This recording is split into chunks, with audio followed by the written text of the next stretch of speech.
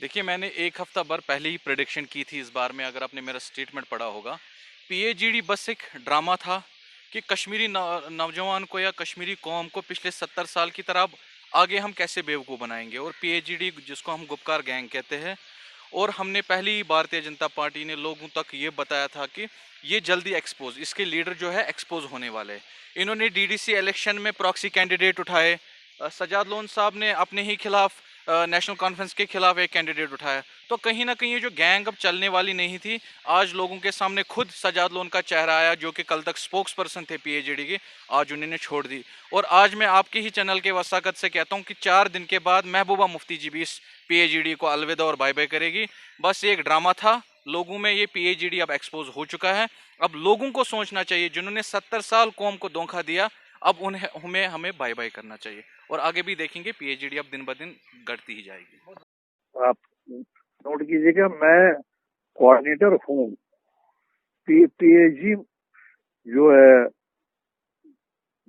वो मौजूद है, पीएजीडी तो इंशाल्लाह मंजिल की तरफ रवा दवा है।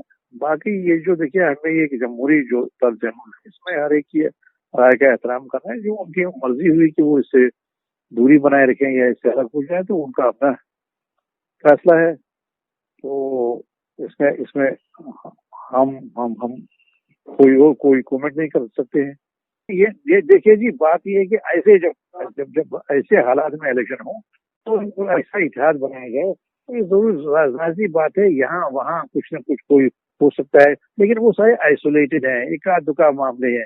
वो भी हम नहीं कह सकते, प्रॉक्सी वोट कह सकते। कहीं कहीं पर किसी के ध्यान में होता है कि नहीं, शायद मैं कामयाब हो जाऊं और मेरी कामयाबी का इस वक्त मौका है, तो वो इलेक्शन में कूद पकता है। इससे इनहराफ इस कतः नजर की उसकी जमात ने क्या फैसला किया, ये हर एक के लिए, ये एक चीज के लिए नहीं है।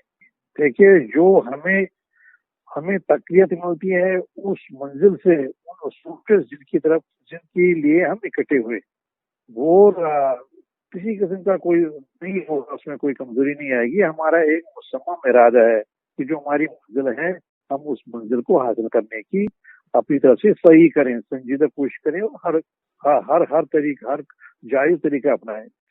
मैं बहुत हद से ज्यादा मुतमईन हूँ। जो नताइज हुए, जो डीडीसी इलेक्शन थे, वो सारे नताइज पीपुल्स अलायंस जो अवामी इत्तेहाद के पीपल्स कॉन्फ्रेंस का हमेशा से ये मानना रहा, अगर आप सजाद लोन साहब के बयान देखेंगे अलायंस से पहले, तो उनका ये मानना था जो इस हालत में स्टेट है जम्मू कश्मीर की, उसके लिए जिम्मेवार पीडीपी और नेशनल कॉन्फ्रेंस है। सो ये और जो बाकी सारे इनके गठबंधन के लोग थे और समेत कांग्रेस के, मुझे लगता है कि आज ये पहली शुरुआत है। ये ताश के पत्तों का घर था, इसको गिरना ही था।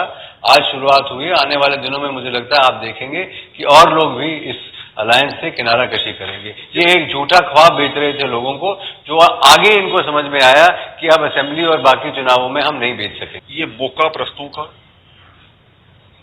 और लीडर्स का एक गठबंधन था, ना कि जनता का।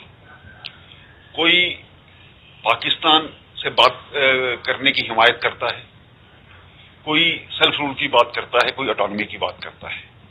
इनका टूटना तय था। ये भारतीय जनता पार्टी के डर से डीडीसी इलेक्शन में सभी इकट्ठे हुए थे। ये तो शुरुआत है, आगे देखिए क्या होता है। कोई मार्क्सवादी है, कोई दूसरा है, तो कुल मिलाकर के विचारधारा इनकी कोई नहीं थी। यहाँ किसी मुद्दे पर इकट्ठे हों, बीजेपी को हराना है, इसलिए इनका गठबंधन था। तो आने वाले विधानसभा इलेक्शन में इन्हीं में से पार्टियां टूट करके और बनेंगी, ये मैं इसका ऐलान करता हूं और भविष्यवाणी कर रहा हूं।